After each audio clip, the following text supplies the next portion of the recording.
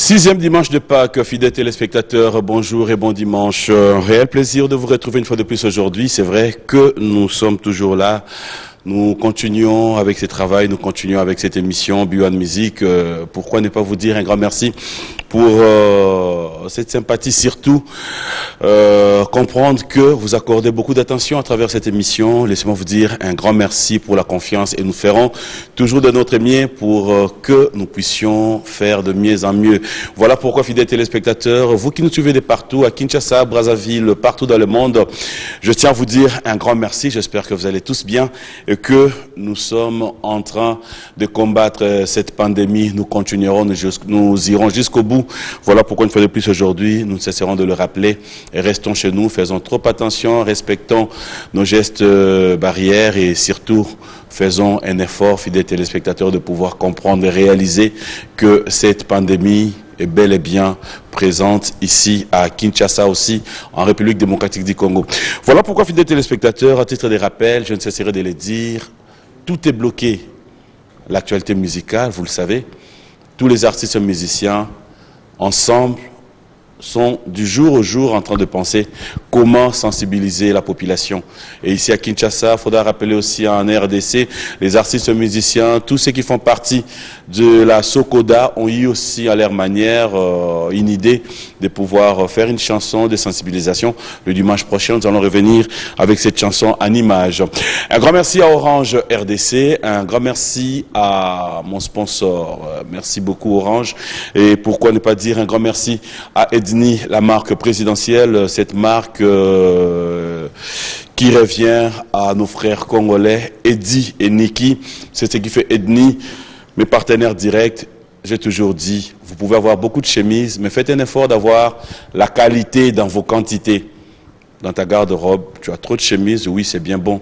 Mais si vous attendez une chemise Moroa Edni, c'est là, prouve à suffisance que tu fais partie désormais de la qualité. C'est vrai. Laissez-moi vous dire que dès le mois prochain, Inch'Allah, il y aura cet arrivage parce que tout est bloqué. Vous le savez, depuis, les frontières sont bloquées. Donc, nous osons croire que le mois prochain, nous allons revenir déjà pour vous donner de plus en plus de précisions par rapport à la vente, où est-ce que vous pouvez vous en procurer. Nous allons passer de très bons moments, fidèles téléspectateurs. Laissez-moi dédier cette émission d'aujourd'hui à Madame Mary Lokole qui a fêté son anniversaire. Bon anniversaire à toi Mary Lokole, et déjà débuté cette émission en disant un grand merci à l'Éternel Dieu des armées qui a décidé de prendre l'âme de notre chère maman, Maman Germaine Lema. Toute la famille Lema, de cœur avec vous, Dieu a donné, Dieu a repris, et pourquoi ne pas dire aussi nous sommes de cœur avec toute la famille Abiano, le colonel Abiano qui nous a quittés. Bref, mes condoléances à toutes les familles éprouvées. Débutons cette émission avec les savoir-faire de Céléos Cram, l'artiste musicien fidèle téléspectateur, est à Paris. Il a eu à mettre à notre disposition une très belle chanson de sensibilisation aussi. On va regarder, on se retrouve tout à l'heure.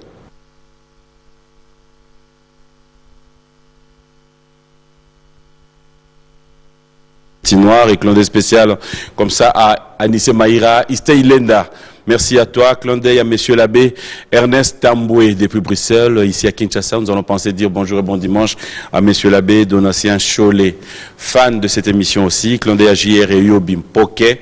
Et pour ne pas dire clin d'œil comme ça au couple Salama Désiré, le couple Salama Désiré qui nous suit depuis Dourba. Nous sommes de cœur avec vous et surtout toute la population d'Ituri. De tout cœur, laissez-moi vous dire que nous sommes de cœur avec vous. La justice de Dieu finira par triompher. Laissez-moi vous dire que nous sommes de cœur avec vous et bon dimanche à tous ceux qui nous suivent depuis Ituri. Bien affilé de retour.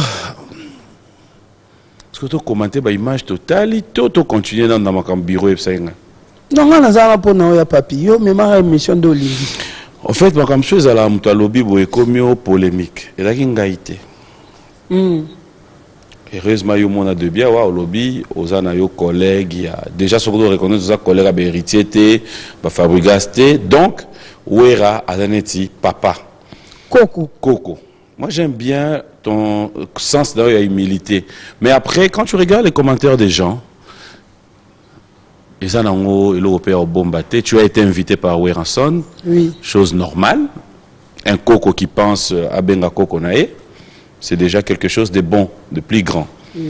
Tu arrives, Bapesio tenu au lata. Mais pourquoi est-ce qu'il faut Batumsou Souba interprétant bien té, genre fallait pas au lata tenu, non? Personnellement, tu t'es dit quoi? Premièrement, on peut d'abord qu'on a besoin de merci. Et puis, les fanatiques qui a oué musique à maison, merci. Na master, grand frère, oui, voilà. Il y a maison, on appelle ça merci. Et moi, je suis là qui teni parce que on a leader na kati oué musique à maison, merci. Ok. Qui leader na et pas qu'on a besoin de rentrer. Ils ont attaqué un carré comité. Ils ont pesé tout. Donc, il faut qu'on a mettre en valeur devant Batu. N'engenyo ya koloba na sala na osala parce que niveau ya zanango konima ko yemisa na mutu lokola ngana album na ye et puis ko yemisa ngai na live na ebongo c'est que en considération ngande mutu nazo bénéficier plus et pas na ye ya bénéficier na ye te pas na ngai en fait ya zo mona ngaka ke produit ils ont bénéficié aussi quelque chose. Ne te sous-estime pas. Ça au moins, je vais quand même te le rappeler. Merci. Voilà. On a un concept. Non, on a ils ont un concept KT. Ils ont un rappel. Ah, normal. Voilà. Quand tu viens sur ces plateaux, cela veut dire qu'on a de l'estime. On sait comprendre les téléspectateurs. Donc, tu ajoutes quelque chose. Ok. Merci. Amen. Donc,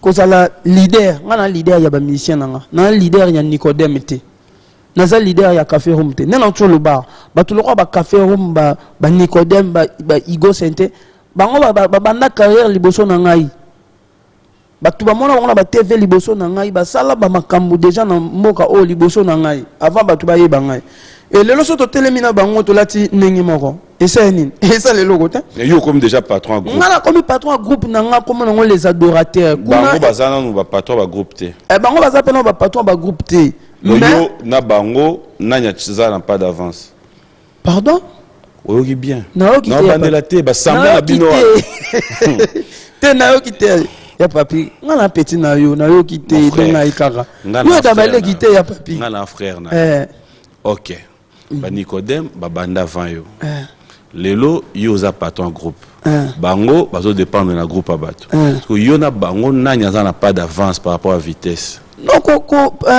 les gens ont pas question non répondre kasi ya papi oui parce que la patron ya groupe elingo lo bateke ou avancer oh mais ozo futa batut tozo kende malem ya parce que la patron ya groupe il ngolo baté ko avancer na vie les gens va patron belé le lo ya ba groupe ça no clair ozo ke gauche qui mana émission na mona azata na position te azo envier un mususu kutu musicien mo abeta en orchestre mususu ngana yo toza témoin na pese exemple kasi ya papi ngana toza témoin awa na Congo héritier watana betanga no beta na maison mère oyebi combien de ba patron ya ba groupe oyo ya sala bango pe boye oyo bande pe convier exemple de loko toko bomba te to pesa exemple nani hein nani pour ceux qui bombe la tika la peka na groupe ndeti Yasser Arafat oh yeba zaki leader zaki pe na groupe na est-ce que akokane asa musicien ando ma pas biso pas maïso Fabregas alongwa emba aembaka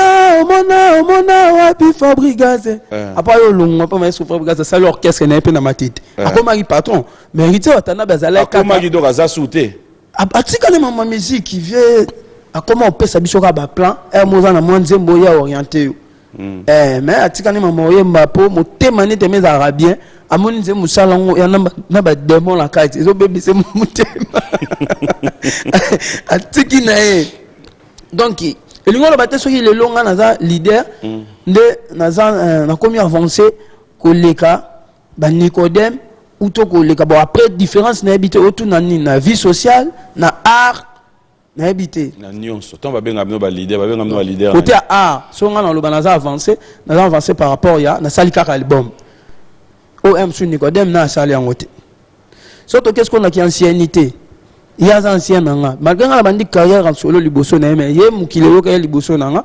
akenda poto abeta ngana na beta ti non la ki ndate ne mona ba Café Room tant bon ba ingalala maye biso na bandaku total donc alors maintenant 50 tant on a ndaku lelo si tu dois faire analyse wana au conclure c'est-à-dire réalité à vie et anine réalité à vie vie déjà tout le bazar na surprise belé réalité à vie ça ko sous-estimer mututé respecter quand mutu considérer mutu parce que lobby eza un nzambi nga ba katanga na wenge musique à maison mais na ya pena test bobandi qui te veut pas bima mais les fan ba fan mais lelo on rappelle qu'ils ont de la forêt dans live on a dit yebisa koko na lobi koko no ba nzembo po ba katanga na nzembo ba katanga na nzembo donc mais lelo nzamba sali quand même grâce et puis ba katanga pe za qui pas avec raison peut-être na mbe mabe c'était quoi peut-être niveau na le na moment na eza ona na lelo te na moment na msu na comprendre na musique bien te lelo mon expérience ekoti ya moni na moni à qui tu dois ta carrière toi personnellement quand tu te regardes ce que tu es aujourd'hui? Na mokili mobima na peuple congolais d'abord parce que bango ne va passer vraiment chance belé et après son azongi pas maestro Fabregas qui est mon papa et puis koko nangai Weranton. Qu'est-ce que Fabregas a amené en toi? À former yo? T'es à former ngati mais après ça sans sa vie encadrant ngai après ça nga bori attention on allait na ngote ko malanga on allait na ngota na utena ndaku na ona na ngolelo et belé ça on a école pemé na Fabregas. Cette formation yon sangwala. Te ya format quitté. Oh. Nazo lo ba bien. Formation d'année. Formation ça pena muto yebi lokote. Yo zui bandi ko. Non, en tout cas dans formation yebi déjà moins loko. Et ça la bon. Mais bien sûr. Bon. On va me belé na la plateau. Non, sans ta formation et classe doit apprendre. Au commis licencié, au commis gradué, au ici. Après, balobi na yo, il y a un expert comptable, mais il y a une formation moreza. Ok, bon, ce que vous bon, c'est que maestro Fabregas a formé un gars. Donc, un formateur na yo. Tu vas nous faire plaisir, vas-y, on a quand même envie de t'entendre chanter. Qu'est-ce que tu nous proposes là? Sokoulé. Mon ex. Pardon? Mon ex. Ton ex? Oui, oui. Vous appelez un ex belé? Ah, belé, nga mukolo boy. Non, on belé. Bo sola ti lelo? Ngande kote wana na buka na te na solo la bien la batu. Ba ex. Na solo na bango très bien. Netina. Afona tanga ba kombo. Ata ya moko. Ah, ya papi. Na yebi na toza en plateau. Na pesi ex na ngai la Mégane Puchambote na Paris. So mère aussi ganete. Ao kabia ex. So mère asiliki se gameli pour mère pe amela ranete. Oh. Asilika te. Vas-y. Voilà faut quand même peu moi reconnaissant. Yondo tuninga it ex. Papa, rôle ba no pe. So mère asiliki na ranete tuna papi. Tem rôle ba pe mère asilika. Te mère asilika te ao kada ex. Voilà. Boto kolono bazane ba jour autant yugo tan ko mona asilika pete. Ah, asilika ndeni ao kabeba lo ba ex. Ex mitezo boma mambutu. Vas-y. Ah, Igia lembi. Alobi. Ngaze ko lobakate. Eko salanga pasi bebelanga. Nanga okomalanga bonga ikongo. Bolingo abobona le bakalanga te. Lombi tokoti kokabona ya papi. Nazala kina koloba no bebelanga. Bonso beleka mingi tokosanga ige.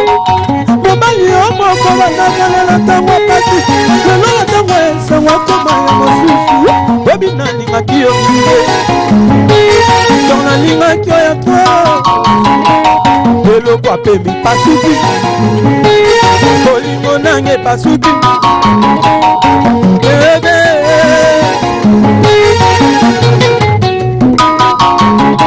Nakosalanga pasi bebelanga. Malanga bonga ipona ngambo olingo ya bobona le bakalanga te lombi tokoki kokabona viko nazalaki ndakolo bana basaki osomaelaka mingi tokozanga elanga mokokonaki na ntango pasi lelo na ntango esola buti mumano lobi nalingaki yo bebe nalingaki oyo te lelo kwa pe pasuki bolingo nange pasuki bebe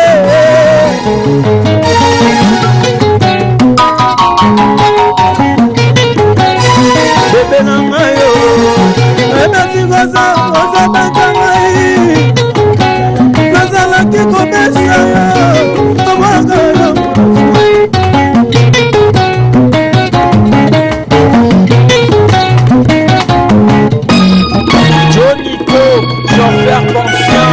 Et Shadrach Sakala, chauffeur patron. Rossi de tout fait, le nécessaire. Bébé, on l'a pas dit, on lui m'a demandé, tout qui n'a pas le nom, c'est moi, le coup n'a pas, le Seigneur de moi, il va s'en Maya, Didi, Mani, la palme, ah, Gaïe, ah, Bissoin, Ayoka, Alobi, on est ça le baradé. Bébé, on le bagadine, on lui va bonne, ce qui n'a bien. Ya papi, le long, on est ça, ya kuna na ma, na sonya ta moya ya kosali saya. Aya wa yo. Bébé, on a dit l'homme, c'est l'homme. On a c'est l'homme. Tout vite à refort, c'est l'homme. Bébé, c'est l'homme que Karana Bouma, Nassana Bouma, Mama Mama, Moutanila, Enfant à la fille. La maman, j'ai tout bien à fille. La maman, plafond lolo.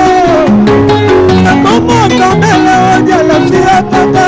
La maman, Déborah qui fout à la maman, Christelle et moi. La maman, Amina Moka. La maman, Piratina Maï. Ah, Manaleli. Ah, Manaleli. Azalaki papa ya bana. Ah, Galalio. Galalio. Azalaki mama ya bana. Olo makanide, oli mabomone, sungina wapia. Wow! Aussi, Badbadaï, pendant le plateau, on va mettre le maboko. Je me l'habille qu'on a banda Koubabeti. Félicitations, très belle chanson. Merci à papi. En fait, tu as tellement de fans. Je suis en train de regarder le téléphone. J'arrive pas à comprendre. Les gens comprennent justement. Papi. Parce que nous, on comprend déjà que fan ya nani, balongwe pas nani pour bakoma ya yo.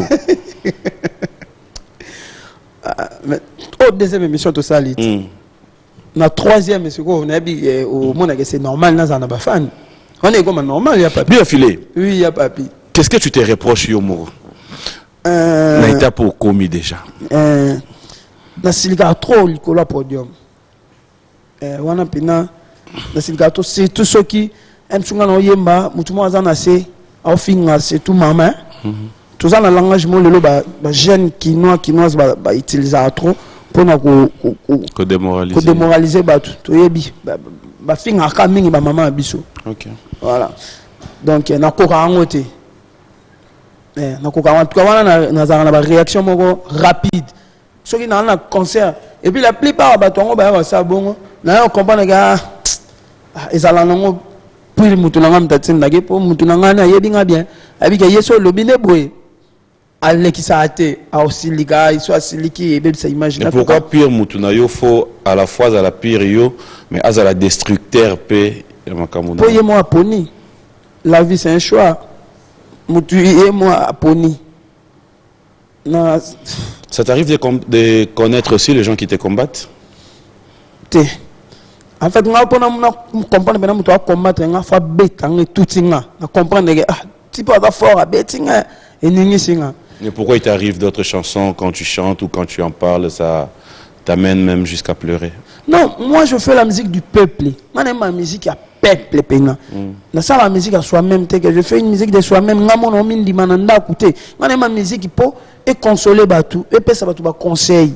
Ba histoire musu ces arayanga, musu pesa arayanga te mais eza na batou ba kutani nango. Tant na okinze mbongo nga na sala ba nzemo na mi tchaka na place à peuple, na mi tchaka na place na ngamo côté. Quelle est la chanson qui t'a beaucoup marqué? Qui lorsque tu chantes au micro taranaka tu moni pendant que ezara vanité. C'est mon nom on a côté na cercueil wana. On peut avoir ça? OK. J'aimerais bien te voir au fond. OK. Ah ngaye. Ah biso. mangala ya bilobi nazokendela ngai kolela te ekozala jour na ngai pasi na motema mama nanga vero akolela mingi igi akozonga te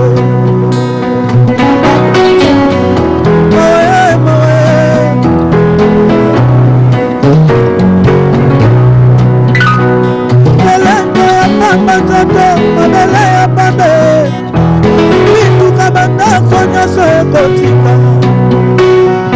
mokili yangani eza nango ya nzambe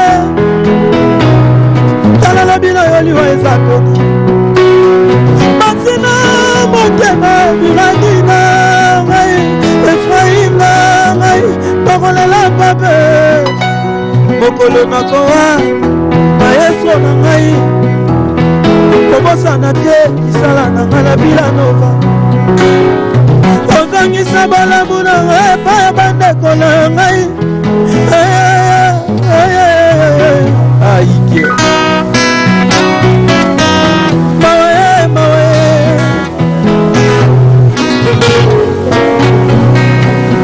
bakosomba bilamba ekalo baina matanga na yo ya papi bakosala tapage mokolo nakowa naliaki na bango namelaki na bango mokolo liwa nanga basusu balali na ndako lobi basusu bakobosana bana na ngai bakoleka bana nanga bakobeta bango kara lokola nasala bomoi tika na bongisa avenir ya Mirandine Efraim nanga bobe mawe okolani waya ige bokesani ya moto ya mbongo na ya mobola na se ya mabele ezali te bokesani ya file na bokare na se ya mabele ezali te bokesani ya liber na bamisicien na ye na se ya mabele ezali te akaye biso bayoka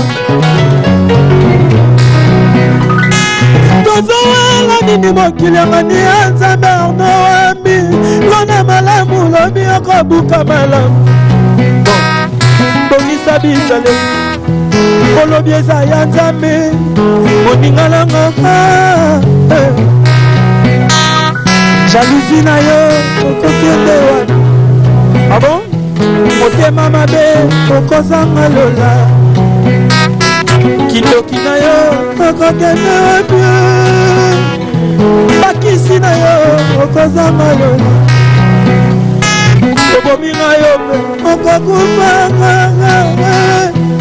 liwa eza mokano yango mamongola tunga okokende wapi okotela wapi okokende wapi na loboko ya nzambe topela loboko ya satana ndeko nanga okokende wapi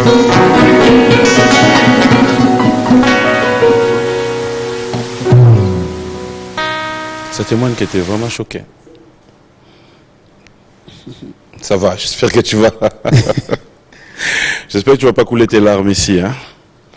Ça te dit quoi cette chanson? Nzembo oyo nalingaki na yebisa bato na temps to vivre na mokili to bongisa revenir na biso ya mokili na après mokili. Lelo to mona bato tozo koma ba jaloux pona ba biloko mo ya mokili. Muto akomela muninga jalousie pona voiture, pona ndako, pona succès, po muninga bali, po muninga azui musala. Na ngala yebisa bato nyonso eza vanité. Il y a bien ça to bongisa mitema po un jour nzamba ozela biso. Et puis biso batu oyo nzamba osala biso grâce to zo moins 1 franc to yekola ko bombaka pour avenir ya bana na biso parce que batu musu ba osekisa bana na biso lelo eza po toza na bon moi. Mais lobi soki oza na bon moi te comment bomba o muto banda ko pesa mono no e bongo na fimbu. tout le monde bato belé bazaki na bambongo balé na ba possibilité mais ba kufi bana ba komi ba fazia bana ba kati ba classe pona ko wela ba biloko mokili ba vie bato belé beba donc en gros nangana sa bato o somba ba immeuble o zala na hélicoptère ba avion eza na ndako mo ezo zela ndako ko mona ngo cercueil o lingo linga te o suka wana mais loko ezaki loko sika ba mona mission koti na kati cercueil bato ba kenda na ngomba mo place ba tchara biso wana donc mais on a tout non c'est pas pour autant aussi koloba que ozobeta lisolo ya yo moko parce que quand tu dis mokolo na kokufa Fabrigas sa bossa na bana noté tu peux abosa na bolamu na ngate na Villa Nova misala na ngana Villa Nova ya mutu mazo loba ye fois qu'il avant Fabrigas c'est Villa Nova est une institution ngala ko kende avant uto na ko kende après yango etikala tant on le babon on le même na bande ko ba ko ya après ngai mais so Fabrigas asala bango pe bolamu o asala ki biso abosa na pe ba o biso sala ki te na Villa Nova abosa na pe ya bande ko wana te biso pe bato to kenda ki to bosa na pe Fabrigas te ndenge mo pe na mi lobela soki nga lelo Fabrigas akufi liboso na nga ngai pe na robosa na bolamu Fabrigas te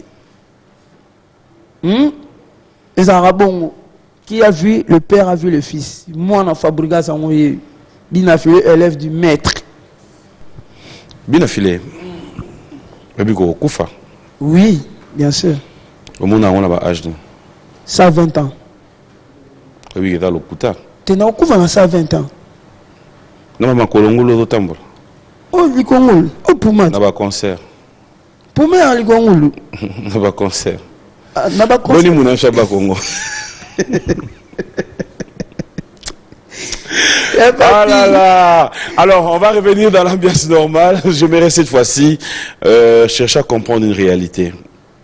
L'Italie va concerner eux. C'est vrai. Peut-être ça sera vrai ou encore gros appel au Kuta, mais la majorité va concert. Qu'est-ce qui fait que Obanda toujours Nanzembo ya mon ex?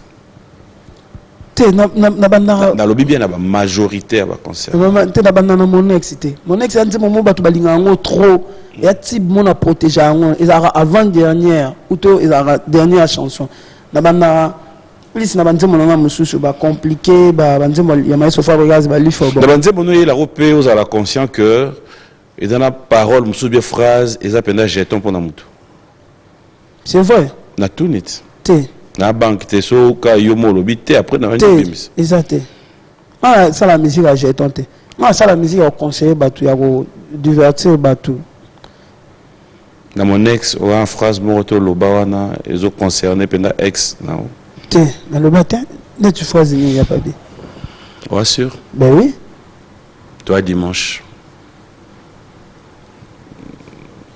tu as bien loba na tanga na komba muto parce que c'est un message c'est pas mais até ça va dans sima ba boy c'est premier tanga na papi obi Fanny te ata kuna na ex belango na tika za na Fanny te alors il peut bon qu'on dit monter na plateau ça c'est une parenthèse mais après alors on va ramener cette ambiance dans le normal. Il y a Merveille Mapela qui te salue, c'est vraiment un fan de toi. Merveille Mapela. Il y a un grand frère Jacques Chinja qui te félicite. Merci grand frère. Félicitations pour ton côté militaire nayo. Et il y a quelqu'un qui est à Paris, Bruno Munyongo, qui dit Azoluka au fort. Est-ce qu'il y a encore vide, il y a Nzembo, il y a encore moyen de te contacter pour une chanson, pour des dédicaces ou au clôturer? Non, il y a pas de problème. À solo déjà nayo, solo en coulisses, voilà. Oh, Lobawa. Non, le bana TV boy. Oui, ce qui se passe c'est ça, nous pour n'avoir. Te biso na mibe ko na biso orchestre, to le bablo a bon na TVT. Mais na mona on a ba TV na biso mona mutu so lo bato te ka banzembo, batu bana posa mabanga. Batu bana posa mabanga boya. Bana posa te biso sala bongo te to sala to nga to za moi semi professionnel.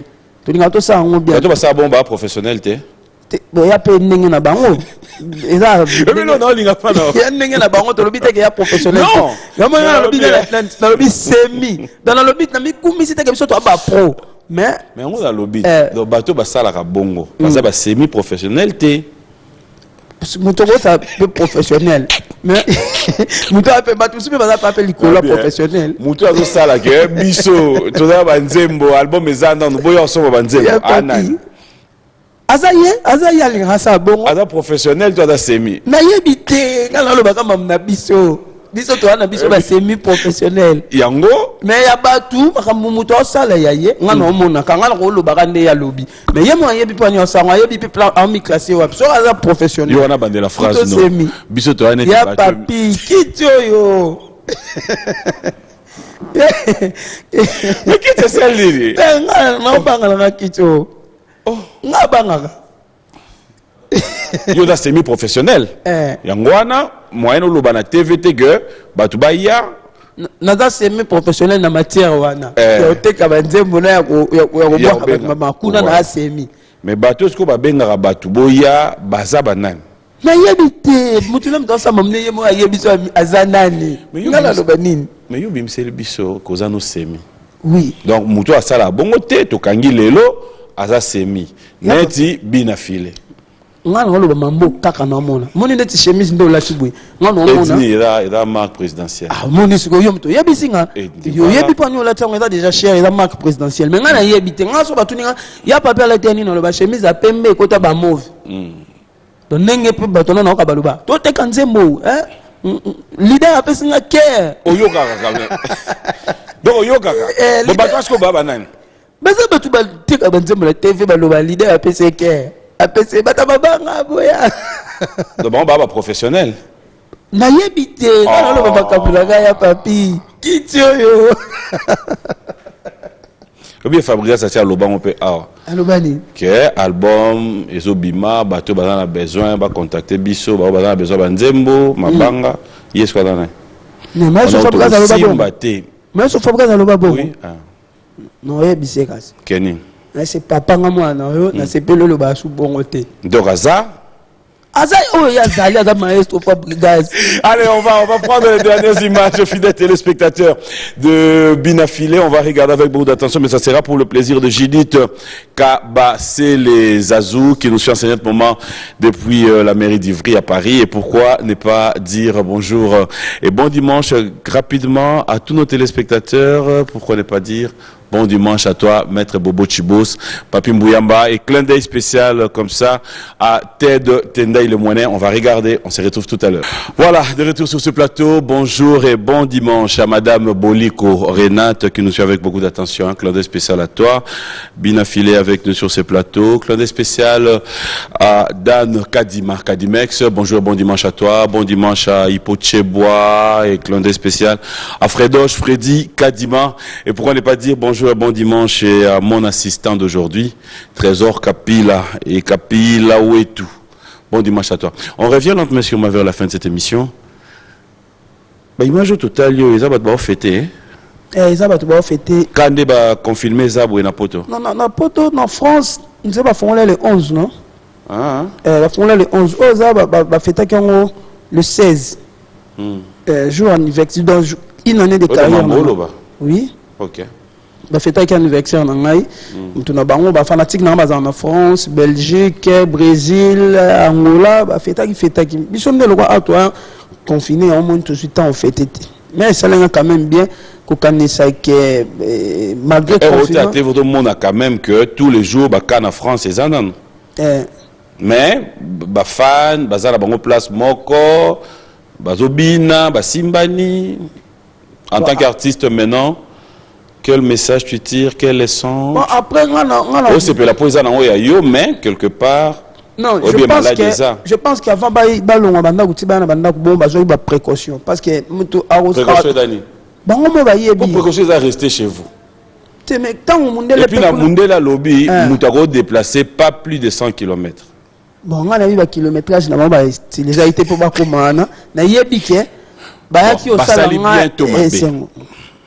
na ndenge siko ya maladie za ndenge pandémie za basali malamu to basali mabeyo en tant que mutazo sensibiliser makambo basali wana basali o bango ba yebike fo basali ya basali bien to basali mabe sachant que malade ezali na lobi ya papi mutu moko ta kolinga mi boma pour bina filer bango basana rapport Ya, soutenir nga donc nde basala Mon ko ba frère, ba précaution mon frère. avant basala langa plaisir bongo bango fo ba misa no plaisir faut batela na vie na bango voilà mon frère ya papi na lobi bazo déconfiner bisor to ko sa fête mo pa no ndako na invité bato ata moi 200 non boya ta kutu biso to ngato beta na village Chetemba boya te mais ba déconfiner biso ba lobi ke to bima mama bon déconfiner lobi ke malade sili malade ezali mais ba misi biso na banda ko to tambola to sama ambutu mais on dit to tambola to tambola déjà apparemment tu comprendre le sens il y a maladie au thé et ça occasion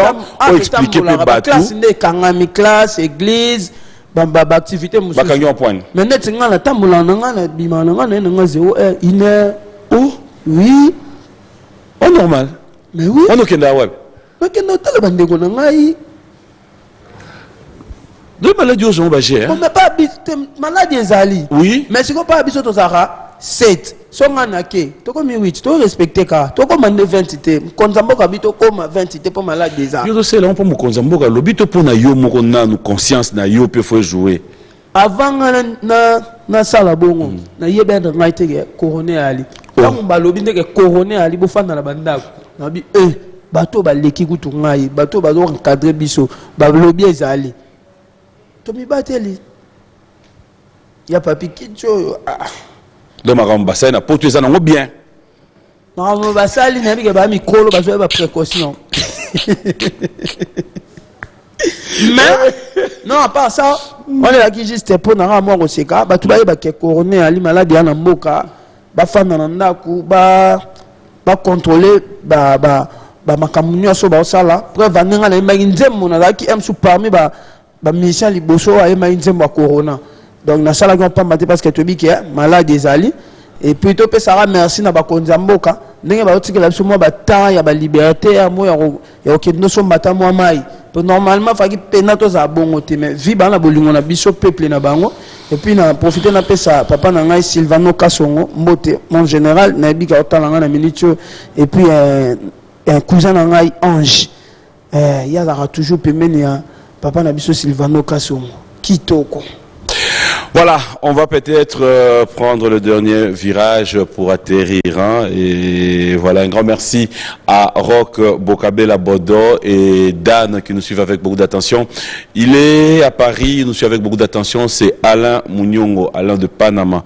Clin d'œil spécial à toi. Merci et bon anniversaire une fois de plus à Shida Iboula. Clin d'œil spécial à toi. Merci aussi à Francky Kibambi 9 mm qui nous suit avec beaucoup d'attention. Pourquoi ne pas penser dire un grand merci à Adoyoué, Simse Sele, Anel Kaba Fossette et bon anniversaire aujourd'hui à celle que j'aime bien. Elle est tellement belle, charmante. Nacha Doré, bon anniversaire à toi de la part de Mama Toto aussi, de la part de Fiston Tezo, Boba Miso, de la part de Nati Lokole. Bon anniversaire à toi Nacha Doré, nous sommes de cœur avec toi, surtout de la part du leader Sampengombei. Bon anniversaire Nacha. Alors, qu'est-ce que les gens peuvent retenir de toi, de ton passage dans cette émission? Retenir d'abord, bien affilé dans le studio, dans les cas qui peut pour informer Batou. Ça l'album nangai titre nango positionnement. Cette fois-ci, dans un générique qui peut au Batou Baroyoka, cette fois-ci ba chanteur nanga bayembi. Mais pour la date, moi to pesa na date ya sorti album exacté. Mais Batou balinga bien affilé ba bomba moi ba $5, $2, $3 na bango po tourner dans ça la CD. Album nangal bosso na sala CD T. Mais nzamba sala nga grâce na koma ki produit mo valable na miso batu ba nimi ko pirater ngai. Da ba CD tout batu ba mona wana ezara originalité. Oh. Nga na teka musique car na ndenga numérique. Na chara na chaîne nga bina filé TV. Mais nzamba sala nga grâce quand même batu ba pirater ngai. Donc Kono bengo grâce. ya grâce. Puis na filo ma comme sur mo sala et da net yo mo o luka bato bureau na ba silikelo. Comment bato pirater yo zo bengo grâce? Mais grâce, ba pirater lo ko valable. Nzambe na ngai Seigneur. So ko valable te ba pirater te yo mo originalité na yo banate. Bo siko ba pirater nen. Pour le loto ko mo na ba versa ça accepter. Non, pour tout le monde ba versa ça ba pirate. Yoja ba pirate mais qu'on s'est pélaté ba pirate c'est un manque à gagner mais ils ont manque à gagner pour nayo n'accepte pas ça justement ngai na ko sepela eza la manque à gagner pour nanga mais eza conseil na banda kwa batu na mitema batu banzemo na ngekota ki bato ba pirate nga ba edenga lelo ba cede na nga na bandundu lelo ba cede na nga na ba bujumura kuna nga na sa musique pour na gagner kambongo te pour na gagner sauver pe ba âme.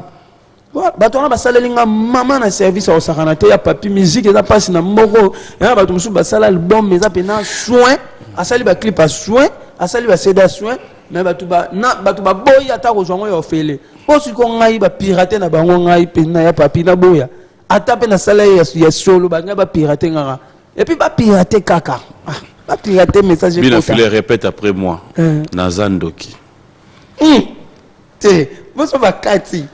Oui, bah comment on cate, hein? Bah tu vas la biso comment on cate, bah tu vas oh lobi ba longo là, na lobini. Na yo lobo zandoki. Te. Na lobini. Na répéter après yo. Que? Kasi tanga na répéter. Non, loba kasité na lobini ninga. Bon, to bandela ya papi. Il a fait les répète après moi na zandoki. Ya papi na répéter après yo ozandoki. Te. Oga bien te. Yo ba na zandoki yo. Ah? Yo ba nini? Mais répétez. Il y a quoi que c'est non répéter. Nazandoki. Répète. Il y a papi à lobby. Na répéter. Azandoki. Tala. Première fois la mona mutu. A CP la ba pirater. Pour message ça capté. Na salle musique. N'applaudis pas. Ngala lingi bongo. La lingi bongo musala nyoso bato babundela bino piraterie si la yozo sepela ngana lingi bongo po banzembo na ngeza ki conseil makasi conseiller bato dans ekoti so ezangi na ngaba banzembo mobo ya koningana kaka yana ngona ba conseil te wana ngena silika mais lokola bite zaki message wana ekota na banda kwa bato ndenge ekoti bongo lona omo yoka gu na fandi ba benga ngana ba goma ba benga ngana ba frontière mo watu wana frontière a Zambie ba be tozana CD na awa. Voilà, un grand merci à madame. Bonjour et bon dimanche à madame Rena Moutiki, madame notre épouse. Hein. Bon dimanche à toi. La fondation Trésor Moutiki continue son parcours. Un grand merci à Trésor Moutiki et bonjour et bon dimanche. Nous allons le lever à Guy Kabouya, le grand volcan qui nous suit avec beaucoup d'attention. Clin d'œil à Odon Chovo. JP Memba, clin d'œil spécial à toi. Patti Ambroise. De tout le temps, de tous les jours, et DJ Rissel, bon dimanche à toi. Pourquoi ne pas penser, dire merci à Kadis Mbouyi, Liliane Bodi, Yves Longo, merci au DG Gérard Lokosu, un grand merci à toute la grande équipe, un grand merci comme ça à Guy Massengo, Electromas, bonjour et bon dimanche à toi. On va clôturer cette émission. Là, question, mon monsieur, na tout nyon nga na bimimba la moko. L'on a sepeli et ça va bon. Pour l'autre, tongité, et ça l'est bien. Pour pas pour y. Moi, tout respecté. Ok. Donc, il y a même pas Makambo les gars. Alors, Makambo Belé na yo ko na plateau na yo. Na lo ba on est bandelite. Bana qui sien se va regretter va bien occupé ba on sauter. Ah, côté la ngaït. Ah, côté la ngaït raté. Ba tu musuko ba ya zanga ni ba place okende. Ah, na relation té. Bon dimanche au premier citoyen de la ville, clone spécial à un grand frère, le numéro 1, le gouverneur Gentini Ngobila, et surtout aussi à son adjoint, Fumabanga Moyo. Bonjour et bon dimanche à toi. On va terminer cette émission. Un message. Moi, je vais te laisser clôturer.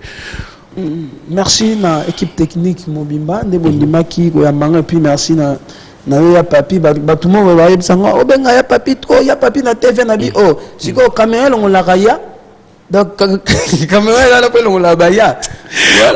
On va rapidement prendre cette surprise. Quand j'ai dit que Congolais ça fait plaisir, c'est une marque. Attends, on va voir à quoi ça ressemble. Merci. Ngaba Congolais chez Bossa Makambo ça a plaisir. Biki la collection, marque Biki la collection made in DRC. Bien filé. Tu trouves pas que c'est mignon? Ouais, bien, c'est un peignoir, ouais, peignoir. C'est comme ta salle yango congolaise. Talara bien, yo sinablo aboué. Balobeza peignoir. Merci Gabilo Raboué. Oh, mais ça va avec, hein? Omoni. Oh, mino bolinga koyoka teka ko mona. Ngala yoki na ngai. Kenini? Eza peno eza olalela. Oh. C'est quoi mutu so sali one? Hein? Peno ya olalela ya kosokolela donc makamona tout. Merci, bon anniversaire à Karine Poko, Riz Poko. Merci, merci beaucoup. Papa Yoda bien? On va poser une question, mon gars. Netini. Aussi ma micro t'es malade. Bien affilé à Sekaka Mingi, pourquoi? Qui est malade? Au Sekaka Mingi, point. Balobadia papa biso Sekaka Mingi. Qui a vu le père a vu le fils. Papa biso d'abord gentil. Mais est-ce qu'on fait brigade? Biso d'abord gentil. Ngam vrai papa na ngai donc voilà. Voilà, donc cette marque, vous pouvez vous en procurer aussi. Hein. Un grand merci, merci à vous.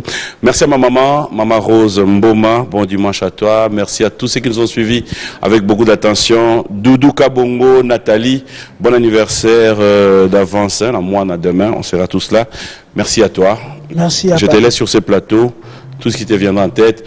Dax Menaya, Junior Koulele, Michel Mombongo, tous les amis à la régie, je vous dis merci d'avoir été avec nous. Clin d'œil et bonjour à Van Boulaya depuis Sangui, informaticien. Et pourquoi ne pas dire merci beaucoup ici à Tichou Manguta, de tous les temps, de tous les jours. Clin d'œil spécial à toi, Serge Baïndoa, Rock Bokabela Bodo, une fois de plus. Bonne guérison à Jackson Boliko, Willy Moucheni. Bon dimanche à toi, le code 00243 et il est absent au Canada parce qu'il est présent à Kinshasa. King Makiadi, un Canadien de plus au Congo. Bon dimanche, au revoir. Merci Binafile. Merci à papi. Na Pessimbote na grande sœur propre na Paris Bibi Chewambi et puis Patrick Newman et na moni staff na ngai na Istanbul. Merci pour na cadeau. Voilà, na moni Jack Mifindu et puis na moni Jack Mifindu papa na Brunel. Et puis Bogali Bongo, Poubelle à Istanbul, Ribin Onembo, Dentista Konkani, Madame Dalia Ange Saka. Et puis c'est bon, Bambo de Siga Bazali. Ah non, Milome c'est l'homme au cœur. Ige. Pas bien.